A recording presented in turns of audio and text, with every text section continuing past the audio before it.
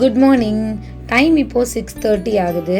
பாப்பா 2 பேர்த்தையும் ஆல்ரெடி அப்பா ஊருக்கு கூட்டிகிட்டு போனனால நானும் என் ஹஸ்பண்டும் ஊருக்கு வண்டியில் போகலாம் அப்படின்னு சொல்லி பிளான் பண்ணி வண்டியில் கிளம்பியாச்சு. இங்கேருந்து ஊருக்கு ரீச் ஆகுறதுக்கு கண்டிப்பாக 2.5 3 hours ஆகும்.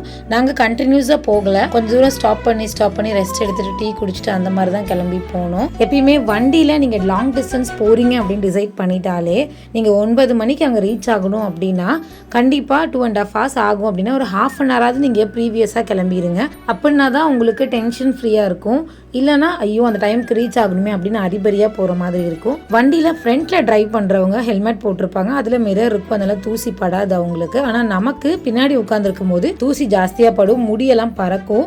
அதெல்லாம் கவர் பண்ணுறதுக்கு இந்த மாதிரி ஸ்கார்ஃப், தூசி படாமல் இருக்கிற கூலர்ஸ் எல்லாத்தையும் நீங்கள் சேஃப்டியாக போட்டுட்டு போயிட்டீங்க அப்படின்னா காற்றுனால முடியெல்லாம் ரஃப் ஆகாமல் உங்களுக்கு சாஃப்டாக இருக்கும். வீட்டில் போர் போட்டதுக்கு அப்புறமா அந்த போர்ல இருந்து வந்து அந்த ஒயிட் கலர் போக வீடு ஃபுல்லாகவே இருந்துச்சு. அதை கூட்டி துடைக்கிறதுக்கு ரொம்பவே கஷ்டமாக இருந்துச்சு. ஃபுல்லாக வெள்ளை வெள்ளையாக ஒட்டிக்குச்சு. அதனால் நல்லா ஒட்ட கூட்டி வீடு ஃபுல்லாக தொடச்சி விட்டுட்டு அதுக்கப்புறமா தான் ரிலாக்ஸ்டாக